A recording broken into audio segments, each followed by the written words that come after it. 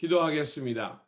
좋으신 아버지 하나님, 오늘도 이 아침을 깨우게 하여 주시고 또 주님의 말씀을 묵상하게 하시니 감사를 드립니다. 우리가 이 주님의 말씀을 통해서 이 시대를 잘 분별하게 하여 주시고 우리가 마땅히 가야 할 길, 또 선택해야 할 것을 밝히 알고 그것을 선택하며 주님의 길을 따라 나가는 저희들 되게 하여 주시옵소서.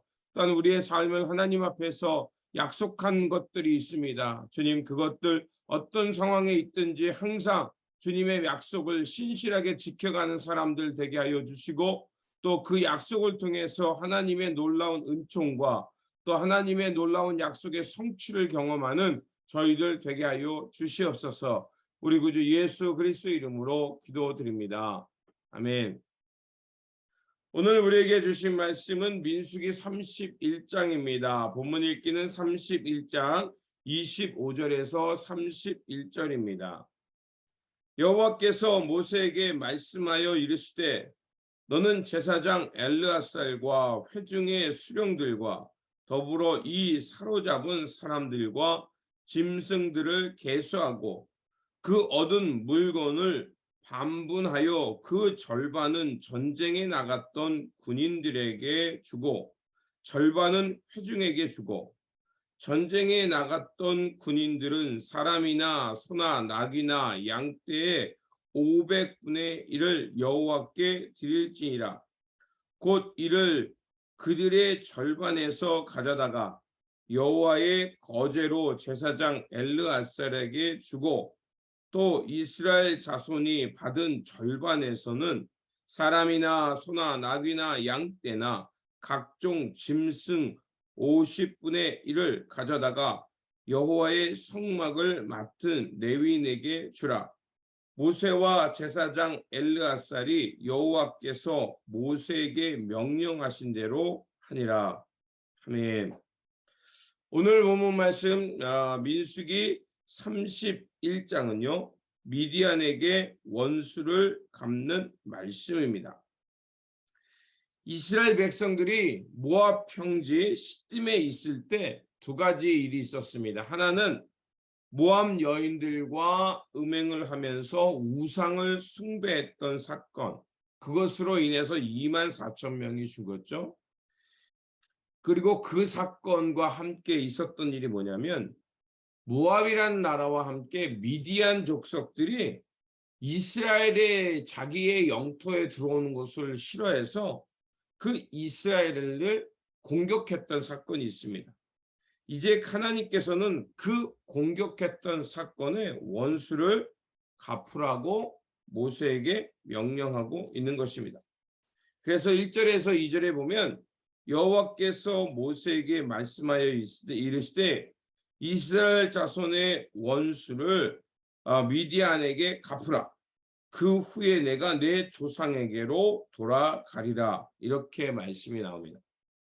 이스라엘 자손을 유혹하여 육적으로 타락하게 했던 모압과 함께 미디안이라는 나라를 족속을 진멸하라고 말씀하고 계신 것입니다.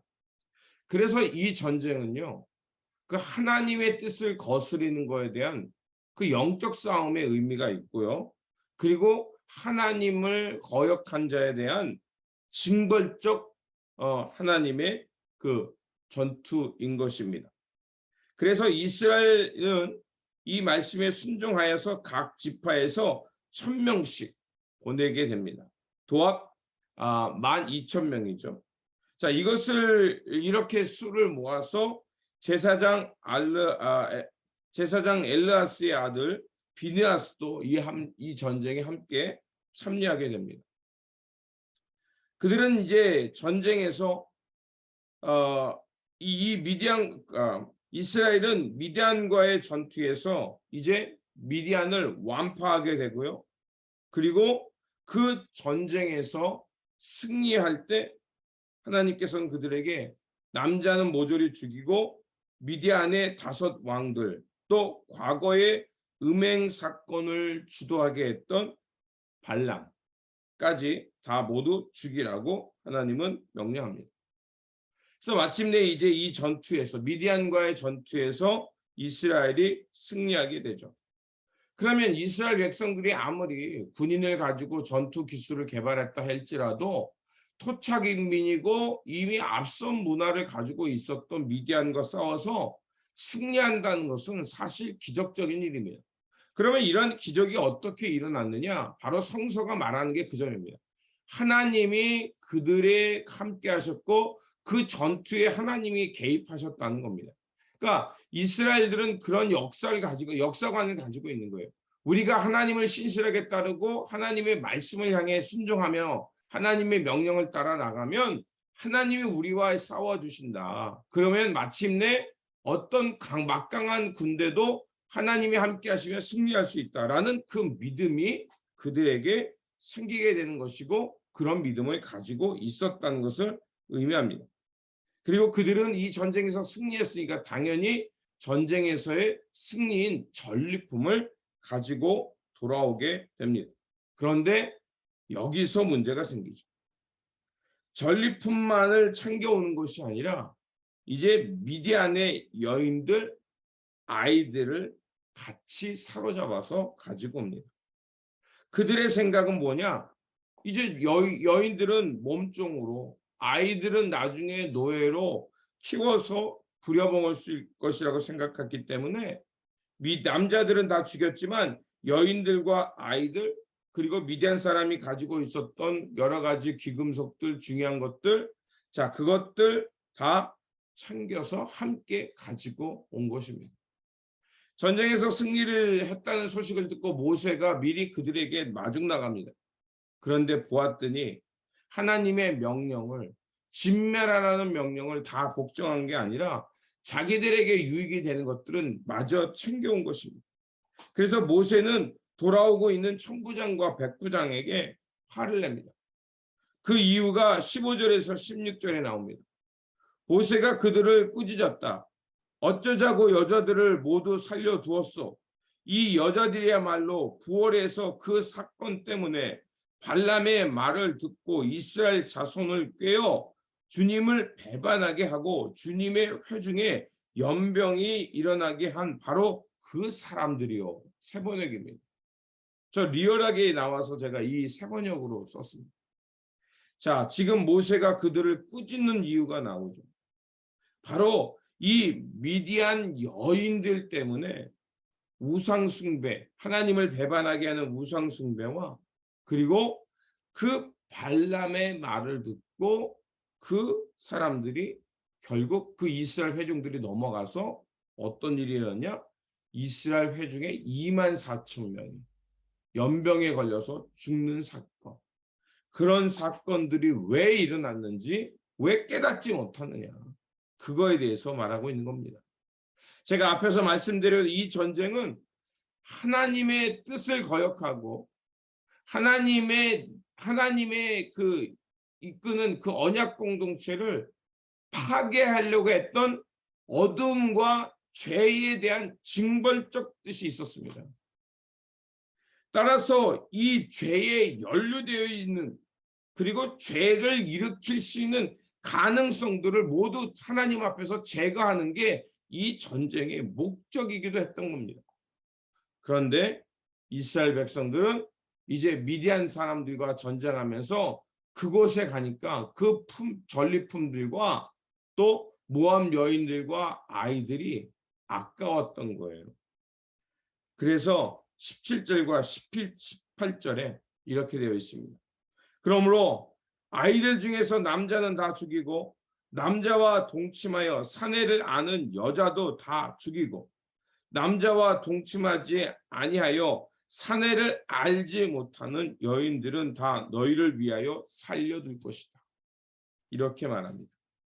자, 남자아이들은 뭐냐?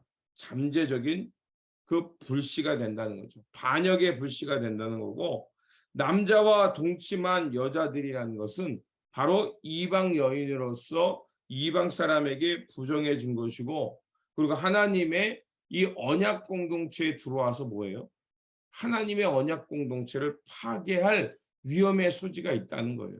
그러니까 이미 결혼하여 남자를 안다는 것은 이미 미디안 풍습에 젖어 있는 사람들을 말하는 것입니다.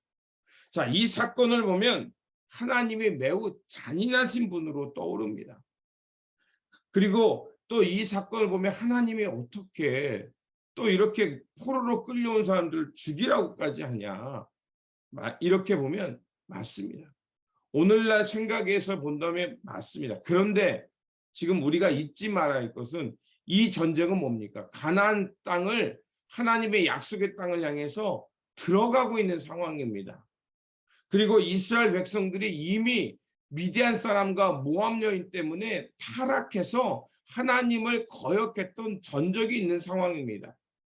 그리고 제가 앞에서 말씀드렸죠. 이 전쟁은 하나님의 뜻을 역행하는 그 반역과 어둠의 세력에 대한 징벌적 전쟁이라고 말씀드렸죠. 바로 그런 의미가 있는 상황에서 지금 이스라엘 백성들이 실수를 한 겁니다. 그래서 하나님은 이 사건과 이 일을 이렇게 판단하심을 통해서 말씀하는 것은 결국 하나님의 그 뜻을 거역하지 말라는 것과 동시에 그 우리가 조금이라도 죄에 대해서 틈을 열어두게 되면 결국 그것이 공동체 전체를 파괴할 수 있다는 것을 하나님께서는 깨워주시는 것을 말씀하는 겁니다. 하나님의 거룩함과 죄가 공존할 수 있을까요? 그럴 수 없습니다. 죄는 하나님의 거룩한 공동체를 파괴합니다. 죄가 하나님을 이길 수는 없죠. 하지만 하나님이 함께하는 공동체 안에 죄가 들어오고 어둠과 탐욕과 욕망이 들어오면 어떻게 됩니까? 그 거룩한 공동체가 타락하잖아요. 오늘날 교회를 보면 알 수가 있잖아요. 거룩해야 될 것이 타락하면 어떻게 합니까? 죄악이 됩니다. 하나님은 작은 죄의 불씨라도 묵과하지 말고 반드시 그것을 하나님의 공동체 안에서 제거하라는 것이 바로 이 오늘 본문에 말하는 것이고 하나님의 뜻인 것입니다. 그래서 죄의 근원은 철저히 제거해야 합니다. 죄의 영향력은 걷잡을 수 없이 파급력이 있기 때문에 근원부터 잘라버리라는, 그래서 하나님의 복음의 순수성과 언약의 순수성을 회복하라는 것이 바로 이 본문의 뜻인 것입니다. 하지만 이런 일이 있었다는 것은 뭘 말하겠습니까? 장차 앞으로도 이런 비슷한 사건들이 연속해서 일어날 수 있다는 거죠. 그래서 하나님은 그렇게 죄를 지을 수밖에 없고 여전히 탐욕을 부리는 이스라엘 백성들에게 그들이 잘못을 바로잡게 할 수 있는 기회를 주십니다. 그게 19절에서 24절입니다. 그게 뭐냐? 바로 하나님 앞에서 정결의식을 해라. 바로 우리가 잘못을 깨닫고 하나님 앞에서 속죄의 시간을 갖게 하고 거룩함을 회복하게 하는 시간을 주신 거예요. 그게 바로 예수 그리스도의 부활을 이후로에 살아가는 부활 공동체의 모습과도 같은 겁니다. 우리가 더 이상 십자가에 그 예수를 못 박지 않아도 되잖아요. 예수님의 부활이라는 것은 뭐냐?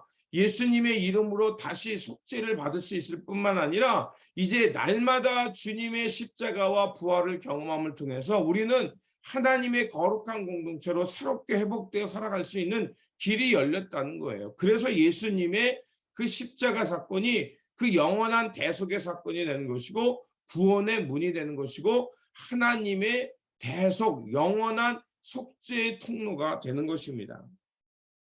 전쟁터에서 사람을 죽였던 행위, 그리고 시체와 접촉했던 행위뿐만이 아니라 하나님의 명령을 거스렸던 그들이 진영 밖에 머물면서 이런 정결 의식을 통해서 그 전쟁에 참여했던 사람뿐만 아니라 이제 그 전리품을 가져온 것도 하나님의 공동체 안에 들어오기 전에 깨끗함의 시간을 갖게 했던 거예요.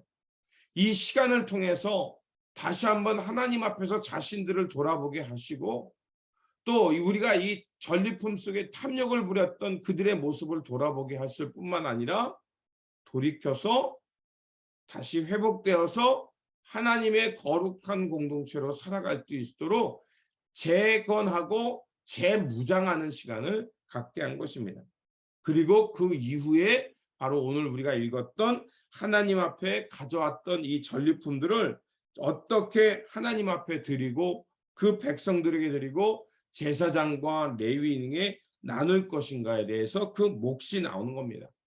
그래서 전쟁에 참여했던 자들에게 500분의 1을 전리품을 가져서 반은 군인에게 주고 그리고 반은 백성들에게 주고 그리고 그 전리품 중에 500분의 1은 제사장에게 주고 그리고 백성들의 모습은 50분의 1을 성막 맡은 레위인에게 주어서 이 전쟁이 이스라엘 공동체의 전쟁일 뿐만 아니라 바로 이 전쟁에서 승리케 하신 분이 누구냐? 하나님이다. 하나님의 언약을 따라갈 때 이런 승리를 갖게 한다는 것을 상징적으로 전리품을 나눔으로 주게 했던 것입니다. 그래서 이 전리품은 앞으로 이스라엘 백성들이 정복해 나아갈 땅에서 하나님의 명령에 순종하여 얻게 될 승리의 면류관의 예표이고요. 그리고 이것을 통해서 하나님의 나라, 하나님의 뜻이 무엇인가를 말해주는 것이었습니다. 하지만 무엇보다도 중요한 건 뭐냐? 이 전투는 영적 전투라는 거예요. 하나님의 나라에 그 영적으로 승리하는 길이 어떻게 열리는가를 말해주는 것입니다. 오늘 우리가 이 땅에 살아가는 삶의 자리 여러 가지 일이 있을 겁니다. 세상에 유혹의 도전이 있고요. 세상의 풍조가 우리를 떠밀면서 세상이 요구하는 대로 이 시대적 상황을 따라서 살라고 말할 것입니다. 그럴 때 여러분 어떻게 하시겠습니까? 오늘 말씀을 통해 깨달은 것처럼 이스라엘 백성들이 그 영적인 싸움에서 승리했던 비결들이 나옵니다. 우리 또한 바로 이런 영적 싸움에서 하나님을 의지하며 명령을 따라갈 때 마침내 얻게 되는 승리가 무엇인지를 다시 한번 생각하면서 우리는 우리 인생에서 마침내 우리가 나아갈 방향과 목적이 분명하게 무엇인지를 알고 살아야 할 것입니다. 그러므로 오늘도 우리가 살아가는 삶 속에서 유혹과 도전이 올 때마다 바로 이 영적 전투에서 승리하는 비결을 알고 힘겹더라도 하나님의 말씀에 순종하면서 믿음의 이 발걸음을 멈추지 말아야 할 것입니다.